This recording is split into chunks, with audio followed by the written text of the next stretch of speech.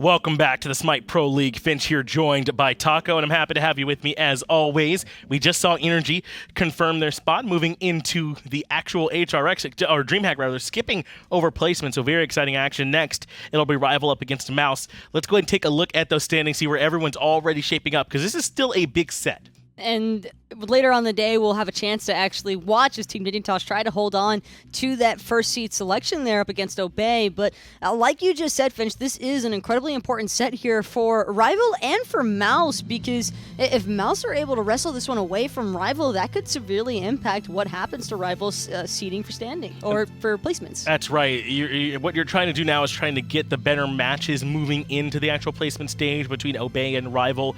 Those two teams are fighting for that right now, and SK and Mouse very certainly going to be the 6th and 5th team out. Not really going to be a chance for them to catch up to Rival and Obey, so that's why Rival and Obey need to win every game they can, try and make sure they can get all the way up to the 3rd seed and hopefully have an easier match. Rival is just doing everything in their power, I think, to try and get the one up over Obey, but it's not going to come easy for them by any means. No. I think that Mouse is, especially in the past couple of weeks, ever since their roster swap, I would say, have been looking on the up and up. I definitely agree with you. Mouse are looking very good. I mean, that set up against Energy, where Energy have to do the wraparound play, I think Mouse were winning that game, winning both of them, and a lot of people think that they really could have won that whole set. So they're improving, they're getting better and better every time you watch them. FrostiaK has looked good in the jungle, that I would say. Cherryo looks comfortable in support. Dardez playing the aggressive hunter has worked for them as well. Well, what I'm really curious to see, though, between these two teams is because of the fact that Mouse seem to be a team that struggles a little bit with ending certain games even when they have these huge leads. It's not the first time that we've seen them drop a set. Like, they lost to Energy, sure, but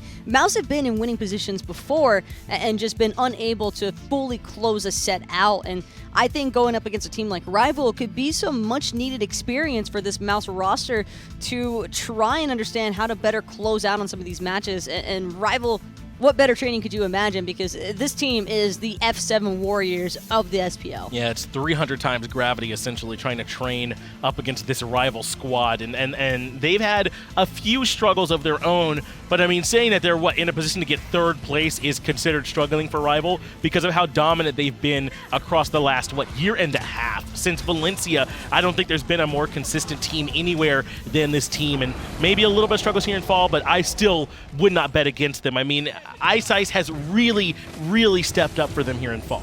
iceice has been putting in a lot of work, but I can't really say the same for Wlfy. I think that Wlfy has steadily been declining in terms of his game performances through each of these matches, and some of the losses, I think, hit him a little bit harder than others.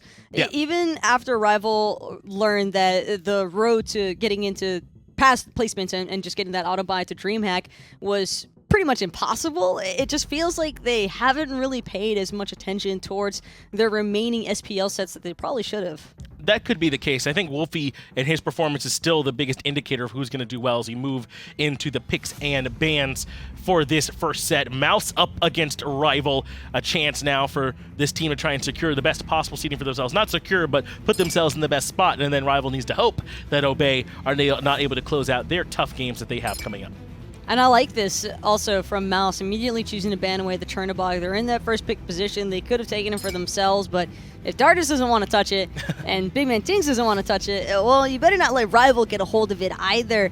Athena also, a very smart ban, so methodical so far from Mouse. Been great bans from Mouse so far. Just taking care of the top-tier stuff, Freya, Naja as well. It does mean the like of Cirquets is still out there. Pele, who I don't think we saw any of in the first set of the day, certainly could still be picked up. There's a lot to be grabbed as Mercury comes through, of course. That's what I was waiting for. There's been so much prevalence placed towards this Mercury pick ever since the re-edition of Golden Blade to the game. It.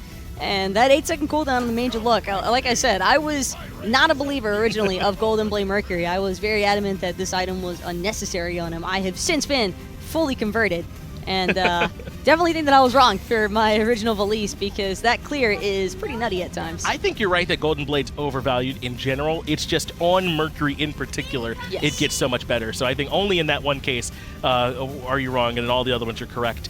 As Rival grabbing this Odin for iceice, that is great, isn't it? I mean, it's just when Ice gets this Odin, don't Rival look unstoppable, especially lately? He's so aggressive so early, and there's nothing you can do. The worst part about it all is that Rival are forcing Mouse to clash with them head-on in this cage. Yeah. Zhonghui on top of it. So not only are you getting pummeled inside of this ring space to begin with, but now you got to worry about escaping from Zhonghui's releasing of the ultimate, and that alone, I think, it could put a lot of the Mouse members into that kill threshold for ROM snipes to come through and end up playing cleanup factor. And I love walls in general into Mercury anyway. The Odin cage is such a disruption factor. Even if he's not in the cage, you put down the wall to say, hey, you can't ult through here anymore, right? To cut off an entire avenue for that sonic boom and sort of allow for the rest of the team. And look at that, more walls on top of it. This is great. This is exactly what you want in the Mercury.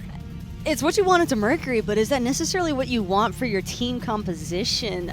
This is looking a little bit more awkward than what I wanted it to. I was a fan of the first 3 picks, but having the Amir ROM, it will compensate, I think, for a slight lack in pressure from ROM, because after level 1, ROM doesn't have the same sort of lane clearing advantages like he does with all 5 of those Astral Arrows procced, but Amir can help out a little bit, but Amir is also incredibly immobile, and that can kind of go either way in my mind, Finch, because if this Amir positioning isn't flawless, then he is just going to get gobbled up by Discordia Mercury. It could definitely be tough for him. It's going to have to be the Mercury, I really think, to punish this. But aside from that, I think maybe this Amir might be okay. A lot of pressure going to be placed onto this Mercury for Mouse. As Isis comes in the backside, Circular Protection could certainly be a big tool to help them control some objectives. So it looks like it's going to be the solo Zhonghui, a little bit of a throwback here. Haven't been seeing that one in a hot minute, but seems like Deathwalker ready to make things spicy again over there in solo. Let's see exactly how all these picks end up working in action. Rival up against Mouse. Game 1 is about to be underway. Let's go and get over to the casters to get it into action. Thank you so much, Finch and Taco. Into game we go. It's Mouse versus Rival, and already Deathwalker and everybody fighting away. That's no other start for Team Rival, right? They're willing to get it going early on. I do want to say, though, these picks and bans for Mouse are very surprising to me. These starts, though. Dardez invading red buff on the left-hand side. Oh, yeah. Leaving Cherryo, TV1, and Sobek in the duo lane to strip that away. Does that even work out well? If you are going to lose pressure as is, then yes, it works out fine, because Dardez is going to get both buffs on the duo lane side and end up right there, but it does mean that Dardez is going to fall a little bit behind, but again, he's anticipating that he would have lost both of these buffs anyways. So it gets him to level 2 and keeps Rival's hands off of their own side of buffs. Well, coming into the set as well, Rival versus Mouse. Both these teams will be going to placements, will not have the opportunity to get themselves into the right spot to qualify automatically to DreamHack. However, it's still seeding to play for, at least from Rival's point of view, who are contesting against Obey. Now, Rival, this is a big game for them here today. They should be defeating Mouse if they can, because it's going to be important for them to make sure they have a chance to get in above Obey. I'm pretty sure if Rival loses this, they are locked to 4th seed after this. But if they were able to win, it pushes pressure on Obey to win at least one more set. Kalas likely to fall. Beads actually used by Dardez because of the horrific emblem, and indeed first blood goes the way of Mouse. Man, that a little bit of a nosebleed section for Mouse, I think, in that duel. And I don't think they really needed to use the beads there, Dardez, but I'll tell you what, I'll take a double kill as Vote Hunger around as well, expecting it to make 1-for-1 in that exchange. Rival, terrible start in the dual lane. Their duo lane has had really rough laning phases as of late. Specifically early on, I think they've really struggled in understanding the way that a lot of teams are playing. Funny enough, I think the trio of Rival, their core, and the core I mean mid, jungle, and support, they've just not been on form as a team, as a cohesive unit, and that has actually hurt them quite a bit this split as the season's gone on. I agree. I think this is it's time to worry if you're a Rival fan. Even if they're able to win this set, which I still anticipate that they will, just because Mouse, despite having a very, very good showing up against Energy last week, that it's still just, I don't know. I'm just not sold on this team quite yet. The roster changes definitely look promising, but it's still early. I think it's one of those things that, what's the word I'm looking for here when you just get something new and you're all excited? The honeymoon phase. There you go. They're in the honeymoon phase right now, Yep. Mouse, right? And I think by placements, they could be a little little bit of, struggles there, but they're going to have their own little style, which is what I'm looking forward to. Cherryo and Dardez definitely going to be bringing that style to the team, allowing the rest of them to, well, basically just do the basic work you expect out of those positions. Always can expect the interesting strategies between any team that has Cherryo and Dardez on it. There's going to be something weird. I'd be shocked if Mouse sticks to completely traditional compositions, even with this new roster change. Yeah, this roster change actually works out for Cherryo and Dardez because they both like to fight. And I think when Cherryo's in the support position, he'd only be willing to do it if there's going to be fighting. Yes. Consistently in that role. And I think the only reason we can see FrostiaK making good work in the jungle for Mouse now is because BigManTingz has really stepped up this year too. BigManTingz has definitely made a very good transition to the mid lane, coming from support in previous years. Seems comfortable, still has his god pool that is big enough to threaten other teams. He'll still pick Discordia when you give it to him, but I still think it's his best god. But he's managed to get it done on a couple different gods. And that's really, you really don't need more than 4 top-end picks that you can play at a really, really good level at the SPL, because if a team is willing to force you off of those 4 picks, then theoretically everybody else on your team will have gotten their best god, and you should be able to win from that. Sonic Boom from FrostiaK, his Deathwalker. I actually thought it was going to be a different way round.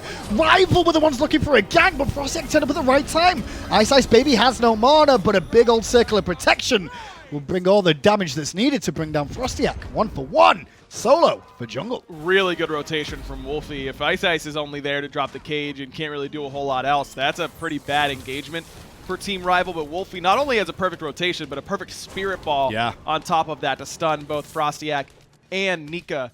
And what I was going to say earlier was that I'm very surprised at the draft that Mouse went with, knowing that iceicebaby got this Odin. They willingly picked Terra into it. They willingly pick this Sobek in the Jingwei, the gods that can have trouble getting out of that cage. Jingwei less so than the other two because she has Airstrike, but if you don't have Airstrike, then you're in trouble. And I think there are lots of picks that were available. Let's think of Cerberus and Onher. And there are picks in the roles that are strong that I think Mouse could have gone to that would have left them less vulnerable to this Odin. Surprised by no Phantoms more than anything else, at least at, the first rank of it.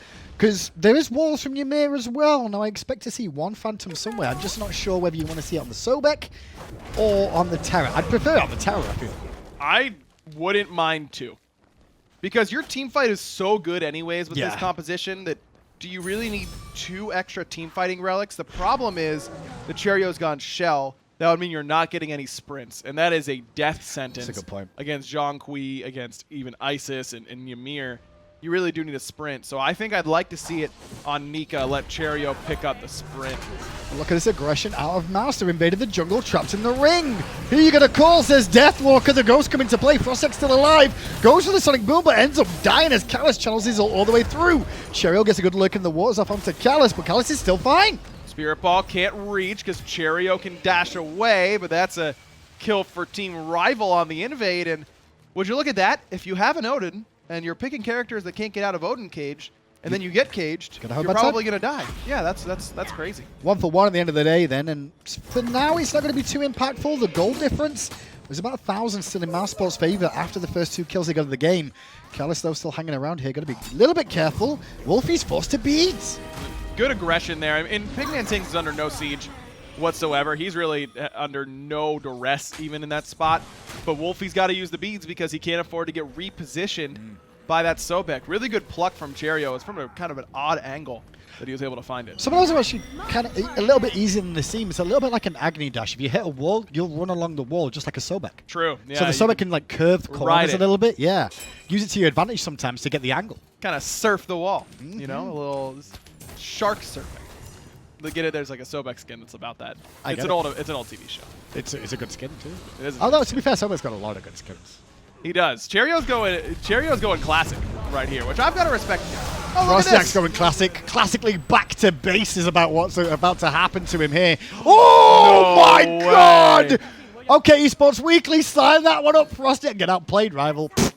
Easy. You got outplayed too, Graham. You I did. Dardez in the 1v1 airstrikes just to give himself some time in the air. Came down early? Why'd you come down early? What? Yeah, you just hold. Running from Callus, maybe? Maybe he's worried that Callus is going to catch him at that spot if he holds up, but he's probably right. But Dardez is likely just dead in that spot from there. I'd rather get at least you force Rom to be accurate. Make the shots. Exactly. Yeah. You got to force him to hit it, force him to have it, and unluckily for Dardez, Boat had it. I can't believe FrostiaK got out of that ring still. I'm like, okay, that's him dead. Wait, what? That was crazy. That was a real caster's curse. It really was. That's what that was. And you know it's strong whenever you're getting FrostiaK out of that situation. That's what I mean. I'm like, it's FrostiaK too. I'm like, there's no way. This is... Bo is on the run now as they're looking the waters out. Callus should have a wall available. May have actually just used it, so he won't be available there. I thought he just walled off Vote, but in the end, Vote just walks away. Now Wlfy and iceicebaby on the rotation. Turnaround's fair play. Cherryo eats a full range Spirit Ball, and that did so much damage. Circle of protection there to clean up the kill. Bird Bomb wasn't even needed. Rivals starting to group up. I think Wlfy is maxing that Spirit Ball, it looks like to me. Can we actually take a look and see? Yeah, he is. I thought it was Max Range, but I was like, hang on, he's too close for that. No, it did a lot of damage, and he's going to hit another one right here. Dardez, see you later. When you get to be the aggressor as ISIS, and it's situations like this where it's solid setup for you into a guaranteed Spirit Ball. If you're accurate, which Wlfy, of course, is going to be, he's arguably the best ISIS player in the league, you are going to look really, really good. And ISIS, as a character, looks really good. I'm trying to think, there's like, what's left of ISIS players in the league? I've not seen ISIS There aren't in that so many long. these days. Prime still has a pretty good ISIS if memory serves. Lobster, of course, because he's been around since the dawn of time. But outside of that, I can't really think of any other ones. It's been a hot minute since I've seen some real big ISIS plays. Well, I think I just heard F. yelling Sayo from New York. Who? Deathwalker is tanky as all hell, but still going to go down here. iceicebaby came to this fight, and he doesn't like it one bit. He's going to have to use his shield just to get away, and FrostiaK's not done. What a game he's having. He's just going to find one more punch. Doesn't need the punch because he's got the dash. Special delivery straight to the grave for iceicebaby. FrostiaK. He's got a point Love to prove. that aggressive play, man. I love the fact FrostiaK's got a point to prove this split coming in late as well to mousesports. Me personally, and a lot of people in general, I'm not sold on this mousesports roster as a whole. I actually talked down about them making the World Championships this year, but if FrostiaK's going to step up like this, then they may have a shot. I think they do. I really do. This is a team that is not only a little bit of an unknown quality, which is a huge advantage going into a placement stage land like this, where a lot of teams, you've watched their tape from spring to fall. Yeah. Mouse, who knows what they're going to throw at you. And as you mentioned, they're in the honeymoon phase. Everything feels good right now. It still has that potential. Nice. I think that this is a real good team. Callus got outplayed so hard then overall. BigManTingz got a great ultimate off too. One over the wall. Yeah, easy game. But FrostiaK, where's your blink now? Trapped in the ring. Needs some help. Trying to escape the wind. Gustin doing a great job. Wlfy, no, dude. You can't walk into lurking in the waters. Cherryo gets gifted a kill out of Rivals mid laner, and Cherry should be pretty safe, especially with Nika's rotation in. That was a good cage from iceicebaby, but Wlfy had expended everything to try and save a guaranteed dead Callus. Yeah, this is a weird situation now where Mouse are the ones getting the better task of Rival, who are the ones that like to go for those little teamfight skirmishes and generally come out on top. I'm telling you, man, there's something in the water with Rival right now. Yeah. They just do not look like themselves. I know you and FTop casted the more recent versions of Rival of what's been going on. And I think you're right, somebody's just not right within the split. They said it themselves, though. Whether it's something, they keep saying, we're going to get it fixed, we're going to get it fixed, it's going to be fixed soon. Well, you've only got a couple of games of the season left before, well, next time's going to be fixed in Season 6, right, if you don't get it going soon. They've got placements, of course, and placements are a little bit away, so you've got a couple weeks worth of scrims to try and get it as, again, Dardez trying to go up against Vote. Dardez is in kill threshold, but... So is Wlfy. Wlfy's already dead. There's three members mid. Callus giving the chase to Dardez, but airstrike to safety. That's the power of Jing Wei. Tier 1 tower in the mid. Could actually go down. Nope. Out of minions. FrostiaK decided to not stick around and try and push that tier 1. Instead, rotated over towards the right. Deathwalker does have a ward there, so he knows FrostiaK is lurking. By the way, gotta say, Cherryo gets actually plucked, and he's gonna take tower damage in here, but Ice does no damage at all at this point without a lot of mana, and this Golden Blade pickup on the Odin. Look, Golden Blade is cool and it's good. Why is everyone doing it? It's not good for Odin, man. I really feel pretty strongly that this is not the way. Wait. Let me try and work it out, right? Sure. Movement speed, that's good. Yeah, it is. Right. If you get 2 or 3 people in the ring, they have to group up because they're all going to be running the same way, so you can attack one and hit all of them. Yeah. Genius. You know what else is pretty good? Building like Transcendence, like iceicebaby has done all year long, or Jotuns, and bird bombing them for their entire health bar. Or I mean, how many fights has iceicebaby been out of mana? The last few engagements. Oh, Vote's going to take on Dardez with the roll in. Dardez, though, jukes out a couple of autos, and Vote changes his mind. These two are scrappy little fellas. They are. I'm actually excited to see Dardez versus Vote a little bit more. Can we just sit in this lane? I mean, there's been too much action elsewhere to just sit in this lane. There's been 13 kills in 13 minutes, and the EU SPL, that's incredible. That's very different than what we're used to seeing. Vote not willing to take that trade anymore because once he misses an auto or two, Dardez has finished the Devourer's Gauntlet stacks, whereas Vote has not. So Dardez is just getting more health return and damage per auto attack, so it's not worth him trying to stick there and fight. Yeah, Dardez at the moment, though, should be trying to fight because of the stack situation more than anything else. He's just going to be careful of relics. Cherryo around the back. Vote baited into an awkward spot. Has to go into the ult early. One snipe. No more snipes because FrostiaK is killing on the right-hand side, 1-for-1. Big golden bow proc the there. kill. Vote did end up getting those snipes What in a on the beast. Dardez, but likely to Aegis. fall. Good Aegis. BigManTingz on the way. Juke smart there. Man. Good accuracy Vote from was like, BMT. are you kidding me? I take on 2, get a kill, and none of you can make a rotation to save my life after the fact? How does BigManTingz get here before you two? BigManTingz gets there, and that's the first time BMT's really rotated out of mid, and you can see why. He's level 14 already on this Discordia. Wlfy's been in other lanes, duo, solo, and he's only level 12 because of it. Also feels like mid-camp control has been pretty solidly in mousesports' favor just based on that XP advantage in the mid lane, and that's why you have that opportunity to sit in mid, and sometimes it's the better call. Yes, Wlfy got a kill in solo that Mouse couldn't answer back to, but now your Discordia is big. Well, let's go back to that play that we saw from Vogue. We didn't get to see the tail end. I want to see how he found those snipes, or whether it was on landing, because it could have been that too. Because the first one definitely he crit hits, him. and he held the rest for the most part. I like that Vote takes a moment to pick up the astral arrows. That's a big power spike for you to get. It was just really good accuracy. Vote 3 in a row. hasn't missed a ROM ult yet, I feel like, in this game. He killed Dardez when he was airstriking away towards his own red buff. Good point. I think he's 6 for 6 on astral barrages. I think he's 5 for 6. The last one he didn't need. No, he hit all 3 right there. No, on the first one, the Jing Wei, as she was flying away, Oh, he you're hit right. just the second shot that landed. Well, then he's 5 for 5. He canceled it. I know, I wasn't saying he was technically wrong. Did he cancel it? He did if he wants his percentage to be 100%. Or he killed minions, and that still counts. Ah, 6 for 6 it is. There we go. 10-7, 15 minutes in the game. Mouse and Rival going at it. Mouse have the advantage. I would not have expected to say that at the start of this split with how Rival had looked all year long. But the talk has always been about what's going on in Rival's camp. Why are they not performing to the same level? Some of it may be communication, some of it may be down to personal issues, because teams do get that through the years. Yep. The other one could be they're just not playing well. It could be any number of things. That's what makes the diagnosis difficult. I mean, Alpha Jackal's job is basically to be Dr. House at this point and figure out It's lupus. what the hell is wrong. It's never Oh, he lupus. hits it! Great beats from Wlfy, though. Beautiful sonic boom to the very tip without going any further than he needed to. And then Wlfy with the immediate beat.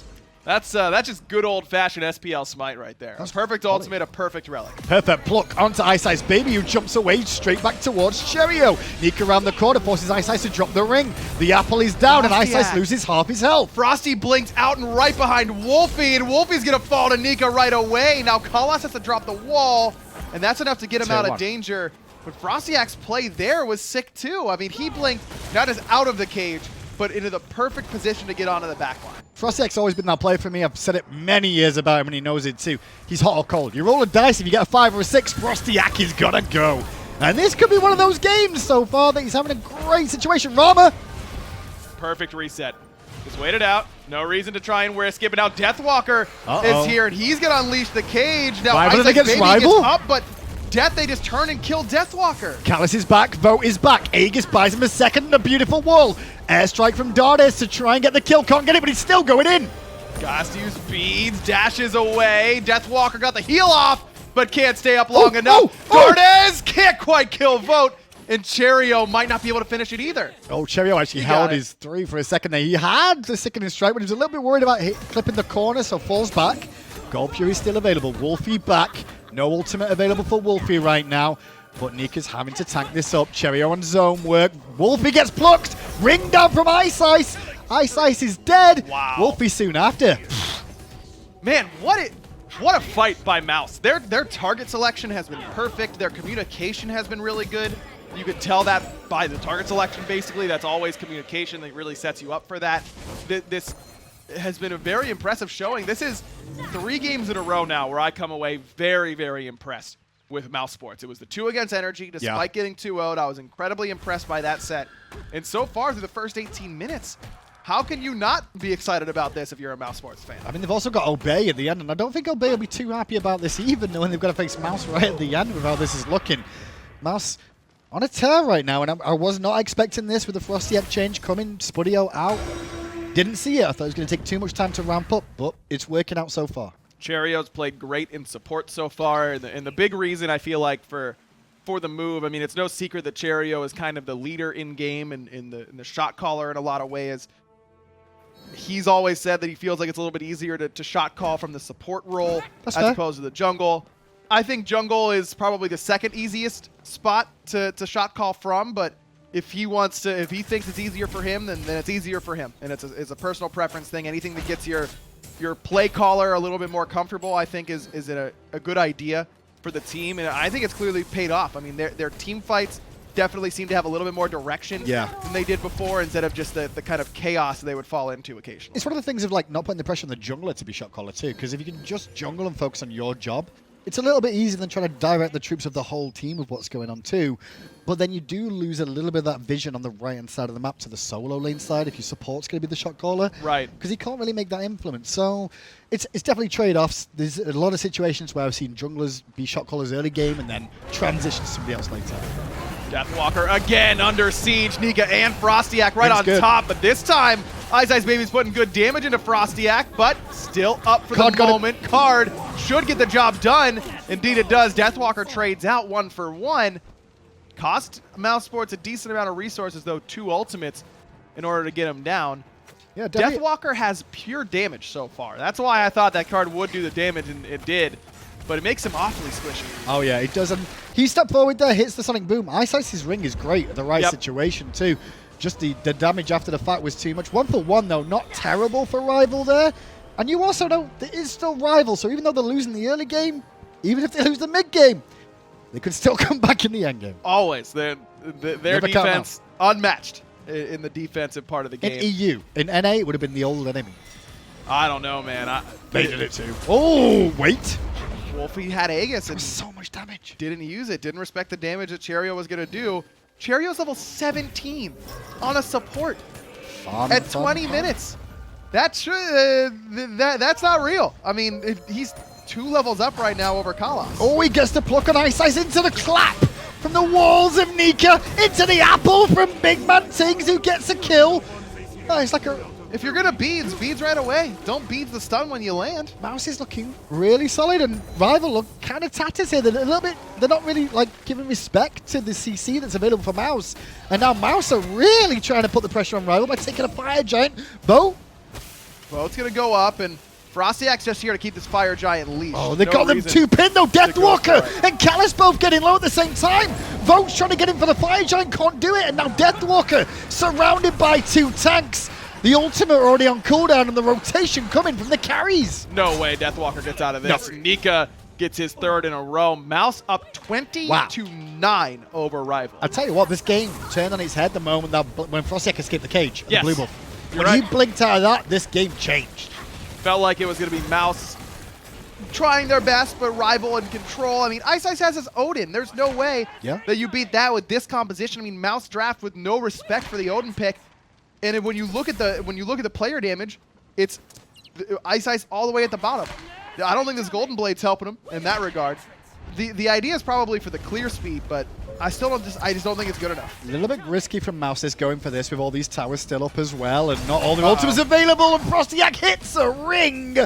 Unfortunate situation. That's the end of the fight. Phantom was used as well to make sure everybody could get away. Cherryo is so far out of there. He phantoms and dashes and never once turns around. Nope. The rest of Mouse is like hanging around like, hey, we're still healthy. Like, they did just use Odin Cage. Can we do anything? And Cherryo's like, no, we are retreating now. Back up. Yep. And eventually, Mouse got the memo. Not super upset by what Mouse chose to do there, though. Look for the Phoenix and right while you're there at the moment in time. It's not terrible news. If you find it, it's a win. as long as you don't lose lives, because the gold period is about to come up. You want to go back to base and buy your items anyway, and then start looking at chipping down these towers on the left-hand side. So, not doom and gloom. The cooldowns will be available. The only bad news is that Phantom. So Phantom will be down for a little bit. I wouldn't mind seeing a Relic Dagger here for Cherryo, because that Phantom is so critical to what Mouse is going to need if this game goes late, that I think getting it 30 seconds faster would be really helpful. I'm a little bit surprised by this bit. The rival just pushed down mid, had all the time in the world to put some wards down at the Gold Fury, or even look at contesting it, really. They knew Sonic Boom was down. They knew Phantom was down. I know, but Odin Cage is still down for Ice Ice. It's not up quite yet. And they're down 11k against a Fire Giant. I really don't think they can contest that fire. Roll, Ice's Circle of Protection. Who cares about gold? Because you need to win a team fight now, and you need Circle of Protection in order to win a team fight here. You probably need Rom Snipes in order to win a team fight from this spot. Well, Sobek and Terra are going to be the two initiators for mousesports on these tower lines. Obviously, other than Sonic Booms from FrostiaK, if you can find the opportunity. But it's about chipping down the towers, first of all. It's going to take a little while for Mouse to do so, because Rival aren't giving them up for free. Rival not giving up tier 2s is surprising. I think Mouse should just be grouping and forcing and make Rival defend against you, because you want to fight at a tier 2 tower now if you're Mouse, because you're going to be taking a fight at best at a Phoenix here. The tier 2 is a much easier siege. Well, if you look at what Mouse have got out of the Fire Giant so far, not a whole lot. They've got a tower on the right-hand side and a Gold Fury, and they've got a minute left on this, so if Rival can just delay him to the tier 2 towers alone, that's a good situation. I think Mouse, if they don't get a Phoenix here, that's probably a disappointing Fire Giant. They need to, at the very least, get both tier 2 towers, and Rival will concede this left side one. This feels like a bit of a waste, though, and I think you're right. They dilly-dallied a little bit too long there with FrostiaK in mid alongside Nika, while the rest of the team's in duo. I mean, just group up and get a Phoenix. You are so far ahead that you can definitely get one. Well, all the ultimates are back up, as are all the relics now. Other than Teleport and Deathwalker is the only difference separating these two teams. Fire Giant's got 18 seconds left as a block hits Deathwalker, and the crits rain through. The Ghostbuster is dead. BigManTingz takes his life. Callus is going to escape with the barest amount of health, but FrostiaK says no, so Nika can clap the walls. What is Rival doing contesting that tier 2? What do you get by defending a tier 2 when you're already down 13k? Well, this is what you get. You get sieged on your Phoenix with the tier 2 still standing, because Mouse is still chasing for kills. Vote's one hit. FrostiaK juking. FrostiaK not trying to give Vote too much lifesteal, and Pop. He missed it. Yeet. There you go. He got it. Tier 2 in the mid will fall to a Mage and Guardian. That's the Yeah, main thing. We got there. Classic. The carries too Dardez, much. yes, this is where you want to be. Has to use the Aegis because Ice Ice's Bird Bomb would have done the necessary dirty work. Kalos is up in 10. I don't think they can end. I don't think they can end either. I think they spent a little bit too much time chasing. Yeah, they'll get the Phoenix in mid then. Reset. Fire Giant's about to come up on the way back if they want to go for that. But it's going to be quick recalls coming through, I think, instead, to make sure they can get to the Fire Giant in time, because Rival will contest this. I think you can just stay here and do fire. Cherryo's below half, sure.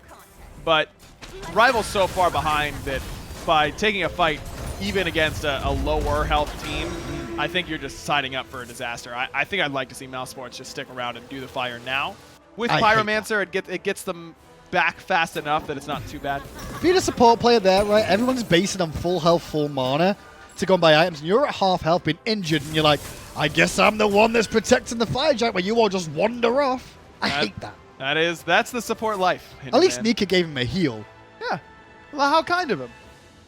What a good guy. Friendliness. Yeah. 24-9. 26.5 minutes in the game. Mouse have led from the outset of this game. Rival looks pretty good in the early game. Isis and Ymir were doing the stuff, but I say it all the time when it comes to Ymir, the game's ending early one way or the other. I will say, either gets blown out or does the blowing out himself. Morale is definitely an issue. I will say so. on Rival. I can feel like the heads dropped in this game, specifically when things started going wrong, like the blink on FrostiaK, 1 or 2 escapes. The trade's not going as evenly as you want to, you know? Yeah, I mean, it's Wlfy wing gusting into a lurking in the waters. It's fully charged and dying for no reason. Start of the game was great. His rotations, his spirit balls on point, but they just couldn't get any more momentum. And a lot of that is just Isis as a character. I mean, you get off to a good start, and then if you do fall behind, then you're going to have a rough time after that. But I think Wlfy's decision-making in play as a whole has been problematic as of late. And it's not just him on Team Rival. It's a lot of members of the team. I think that Ice has had a horrific game on this Odin. I think that Kalas has obviously struggled. I mean, you can't have... You said the mid, jungle, and support of Rival has really struggled as of late. Struggled. Why don't you go ahead and take a little peek at the player damage charts right now? What do you know? It's those three, all at the bottom, by quite a bit. They're below Cherryo so far. I don't think it's to do with individual skill at all. It's something that's just not... They're clearly all SPL players. That's not what we're saying. Yeah. It's that, and it seems like we're being pretty harsh, but it's because this is a team that, if you would have asked us a couple months ago or a couple weeks ago even, we would have said they might be favorites to win it all. A year ago, I was barely talking about them because these were the underdogs that went to Worlds and got to the finals. But now, they're seen as a top team in Europe with their performances. Looking at the waters used by Cherryo, trapped in the ring, has to use Phantom, which is his own, so it's not doom and gloom. But Nat's one of the threats of the front line down for engaging at least the safety option. He's still going to have his pucks available, though. Ice is building Atalanta's bow now. What? I've never seen auto attack Odin in the SPL. I can honestly say that. Something new. Sonic Boom being charged by FrostiaK. They know the ultimate's down from iceicebaby. They know the wall's down for Kalas for a few seconds. But they need some minions first of all. FrostiaK will not want to be the one to get aggro if he can help it. He'll want a teammate to get it first. FrostiaK's just waiting. Good wall from College, but FrostiaK threads the needle and gets all the way into the back line, therefore spreading out the damage from Team Rival. FrostiaK gets delivered a low Deathwalker, and he'll punch him down. His left side Phoenix goes down as well. And now Ice pinned in place, gets back to the mid lane, but can he get to the fountain in time away? He might just need to recall. He's going to slip around the corner. Meanwhile, Mouse on the Titan. Who cares about this right side Phoenix? They've got 5 members still up and healthy. Mouse, in just about 30 minutes, not just beat, not just crush, but dismantle Rival. I mean, that was easy for them. Yeah, nobody looked bad on mousesports whatsoever there. There was maybe 1 or 2 moments where there's a couple of people out of position, but they didn't get punished for it, and it turns around and goes in their favor. Again, if I was on the desk and you were to ask me who won based on the draft, I'd say Mouse is losing in 20 minutes because they have no way to get out of Odin Cage for a lot of their characters. The team fight from Rival's so good, but FrostiaK escaping by blue is a big momentum play. Ice doesn't ever get off the ground on this Odin pick, and Mouse just win every fight they participated in after minute 9. It seemed easy. You guys at home get to decide who you think was MVP from your point of view. FrostiaK. Frosty or Sobek, that's what I'm at. Yeah, I think Cherryo played very well. Nika obviously was great on the front line. BigManTingz did 1 million damage. I think it was FrostiaK. As you mentioned, I think that blink out of Odin Cage set the tone, and then he had numerous big plays after that. Mars take game 1 up against Rival. If I said that in spring, you wouldn't believe me. But I'm saying it in fall. Finch and Taco on the desk to break down game 1. Thanks, Hindu. Thanks, Zachary. It is Finch and Taco here, and Mouse absolutely do take game 1. And I think maybe if you hadn't watched the last couple of weeks, you would be surprised, but Rival have had some struggles. I don't think this is that big of a surprise. I think it starts off with that set against SK. The second that Rival lost the match to SK, I think that automatically took them out of the running to be considered one of the top 3 teams for the end of the fall split, because no one else from EU, Obey, Dignitas, Energy, and none of them struggle with SK. Rival did, and they've been playing like a team that has already admitted defeat to the placement, or in defaulted to the placement rounds. I don't want to take away, though, from Mouse's performance in the slightest here. I don't think that I think that like that SK set was like the beginning of the end for Rival, but for Mouse especially, the fact that they could be, in my mind, a little bit outdrafted here and still perform this well into Rival, I mean, I don't think you could have asked for anything more out of FrostiaK this match. No, not at all. An excellent performance from him on the Mercury in the jungle role, selected as the MVP by those in Mixer Chat. I think he got it right. Hit some very nice sonic booms, and a big part of the reason why there are some struggles for iceicebaby on this Odin. And that's where the real problems come in, right? iceicebaby's been so instrumental to the success for Rival here in fall that him struggling really does mean the whole house of cards kind of comes tumbling down. That Odin never really got off the ground, but instead of beating up Rival, I mean, Mouse did a lot of things well. I believe Tingz never dies the entire game. He's just freely doing damage all game long. FrostiaK chasing down Vote exactly like this. I mean, Mouse looked great. FrostiaK chasing down Vote in a couple of instances, not even just that last one, but I agree. I think that BigManTingz couldn't have had better positioning with the Discordia. He was properly sitting on the back line as well, just getting a free cast the whole time, essentially. And not only that, but I also feel like iceicebaby kind of just handicapping himself there with the Golden Blade on the Odin. I know that there were, I think, maybe one instance right before the mid-game broke open where they find 2 kills in dual lane. There's 2 kills happening in solo lane at the same time. iceicebaby, I think, gets a kill because of the Golden Blade proc. But the level of efficiency here is what we're really discussing. And I understand you want to do things a little bit different. Rival have always been known for their flare picks and their spiciness in matches and sets, but this was just a little bit too extreme for my liking. It's like somebody tells you that they like mild sauce and you give them habanero.